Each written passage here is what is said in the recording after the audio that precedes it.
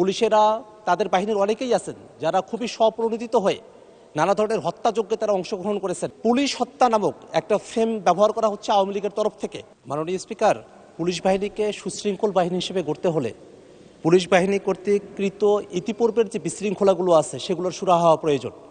সেক্ষেত্রে গত 16 বছর ধরে পুলিশ বাহিনীর ভিতর থেকে, অর্থাৎ আইন অমান্য করে পুলিশ যা কিছু করেছে, বিশেষত জুলাইতে পুলিশেরা তাদের বাহিনীর অনেকেই আছেন যারা খুবই স্বপ্রণোদিত হয়ে নানা ধরনের হত্যাযজ্ঞে তারা অংশগ্রহণ করেছেন, মানুষের উপর নির্যাতন নিপীড়ন করেছেন। সেই বিষয়গুলোতে বিচার বিভাগীয় তদন্ত, বিচার বিভাগের কার্যক্রমের বাইরে এসে স্বরাষ্ট্র মন্ত্রণালয় তার ডিপার্টমেন্টাল কোনো পদক্ষেপ গ্রহণ করবে কিনা, এবং এই মুহূর্তে পুলিশ হত্যা নামক একটা ফ্রেম ব্যবহার করা হচ্ছে আওয়ামী লীগের তরফ থেকে আগস্টের এই ঘটনা প্রবাহের ভিত্তিতে। আমরা সেক্ষেত্রে স্বরাষ্ট্রমন্ত্রীর কাছে স্পষ্টভাবে জানতে চাই, এই যে একটা বিশৃঙ্খলা তৈরি করা হচ্ছে পুলিশ বাহিনীর ভিতরে, সেক্ষেত্রে এটা যে ঘাতক, তারা যে ঘাতক ছিল, তাদের যে এক ধরনের শাস্তির বিধান হয়ে গেছে, সেই বিষয়ে যে অস্পষ্টতা তৈরি হয়েছে, সেই বিশৃঙ্খলাগুলো দূরীকরণে স্বরাষ্ট্র মন্ত্রণালয়ের পক্ষ থেকে কোনো উদ্যোগ আছে কিনা আপনার মাধ্যমে জানতে চাই। ধন্যবাদ। মাননীয় মন্ত্রী মহোদয়। ধন্যবাদ মাননীয় স্পিকার। আমি ইচ্ছা করলে মাননীয় সদস্যকে একটা আলাদা নোটিশ দেওয়ার জন্য আহ্বান করতে পারতাম, কিন্তু এটা একটা বিশাল রাজনৈতিক প্রশ্ন।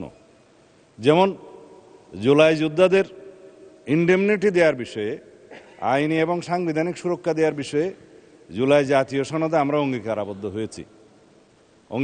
অঙ্গীকার নামার এটা 5 কি 6 নম্বর দফা 6। 200-র বেশি সার্ভিস ও ফিচারে লেনদেনের সব বিকাশ অ্যাপে সম্ভব। সেখানে এই ইনডেমনিটি প্রদানের এই অঙ্গীকারের প্রেক্ষিতে বিগত ইন্টারিম গভর্নমেন্টের সময় একটা জুলাই যোদ্ধা সুরক্ষা অধ্যাদেশ নামে একটা অধ্যাদেশ জারি করা হয়েছে। সেটা 133টি অধ্যাদেশের মধ্যে এখানে মহান জাতীয় সংসদে উপস্থাপন করা হয়েছে।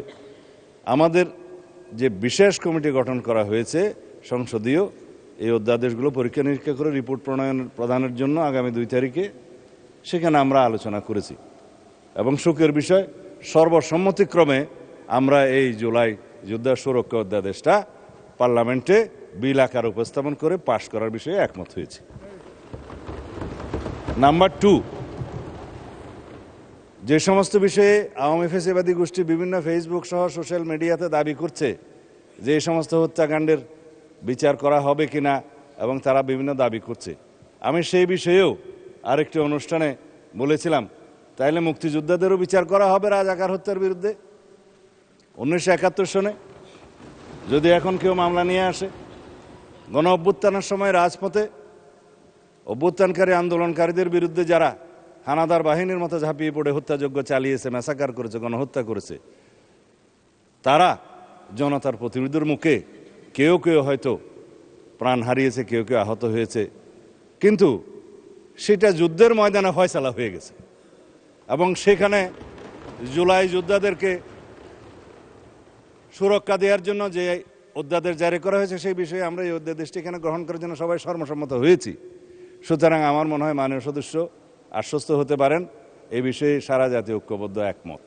আর অন্যান্য বিষয়গুলো আপনারা যে স্পেসিফিক উল্লেখ করেছেন, পুলিশের বিভিন্ন হত্যাকাণ্ড সম্পর্কে স্পেসিফিক মামলা দায়ের করা হয়েছে, কিছু মামলা আইসিটি কোর্টে হয়েছে, কিছু মামলা সাধারণ আইনে প্যানাল কোডের আন্ডারে বিভিন্ন মামলা আদালতে আছে, সেগুলো ইনভেস্টিগেশন হচ্ছে।